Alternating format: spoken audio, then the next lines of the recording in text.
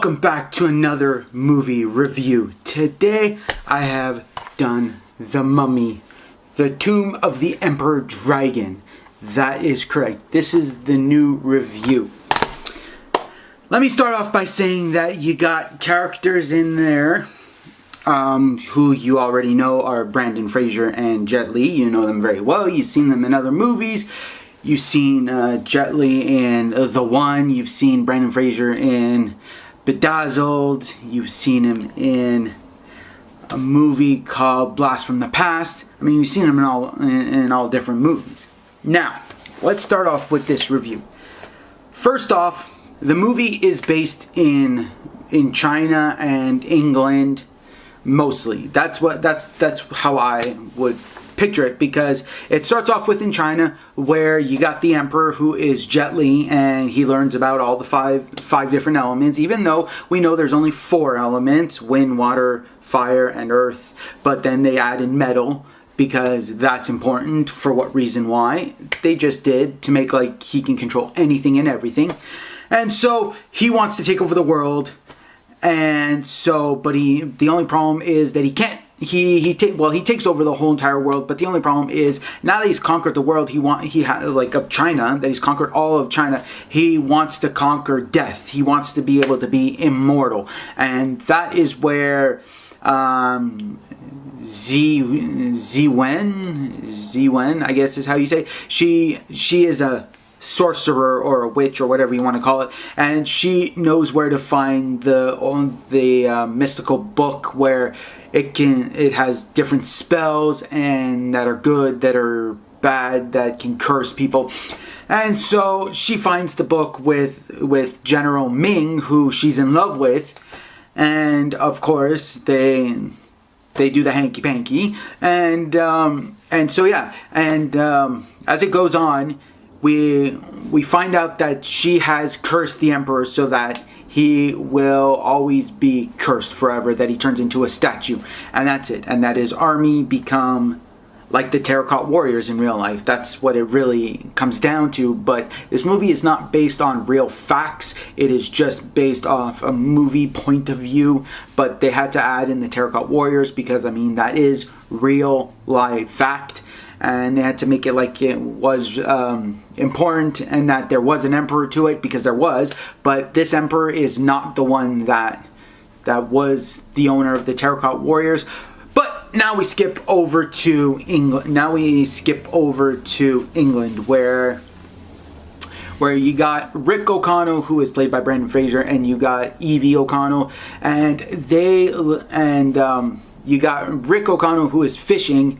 And I mean, it's great. You see him that he's fishing, he's doing all this stuff, and he just hates fishing completely, fly fishing as it goes. He hates it, so he pulls out his gun and he shoots the fish because he just can't stand not using a gun. Then you got Evie, who is a writer, who writes about like The Mummy and The Mummy Returns. Those are the 2 sequels to The Mummy, the Tomb of the Emperor Dragon.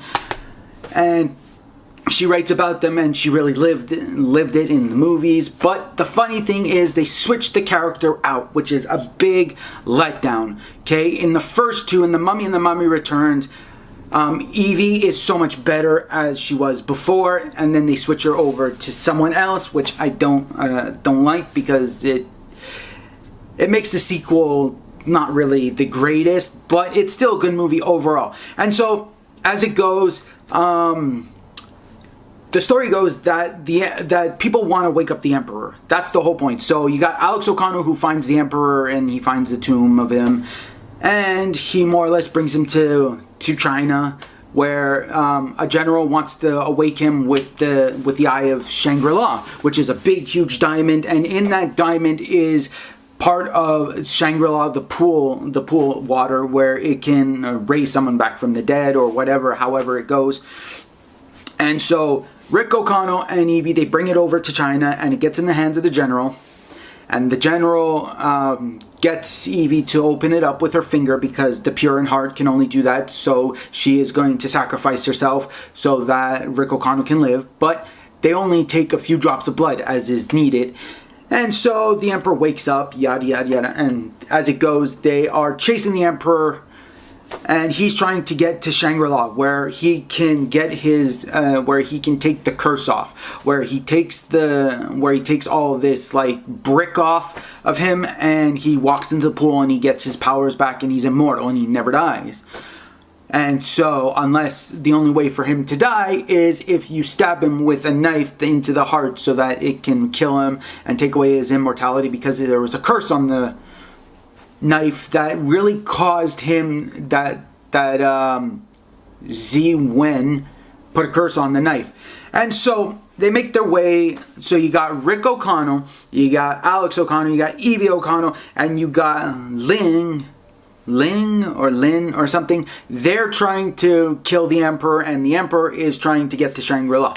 And so they finally get to the gates of Shangri-La, where if they put the diamond on top of it, the Emperor will be able to find where he needs to go to get to the pool of Shangri-La. And so they try to stop him whichever way possible, and you got the general who is bringing his army in to shoot everyone with bazookas, machine guns, hand pistols, and all that. And they're just trying to kill everybody so that the Emperor can get to the top of the gold pyramid to put his nice lovely diamond there. And so they try any which way to stop him, and they can't. And so he knows which way to go. But Alex has a grenade, and he has dynamite stuck together, and he's ready to use it, but unfortunately he is not able to, and it flies off somewhere else where it's not meant to be, and a big huge avalanche comes and it covers them, and luckily there are Yetis there to save them, and they get to the pool. So after that they finally get to the pool of water, because I mean I can't make this review forever long, okay? I can't really make it humongously long. But so they get to the pool of water, and the Emperor gets in there, yada yada yada. And they finally go to the Emperor's castle, where he raises his terracotta warriors, and for them to be immortal and indestructible, they have to cross over the Great Wall of China, and once they pass that, they're indestructible. They can take over the world, they can do whatever. So you got Zi Wen, who takes her powers and her daughter's powers, because they're immortal, and uses them to raise the army that was used to build the Great Wall of China. And in there is General Ming, who is Zi Wen's husband, well, lover, and Ling's father. And so they go and they have a big giant battle in the world of China and all that, and they're fighting and everything. And in the end result, we all kind of figure out that good wins over evil as it goes, and they're all beating the crap out of each other.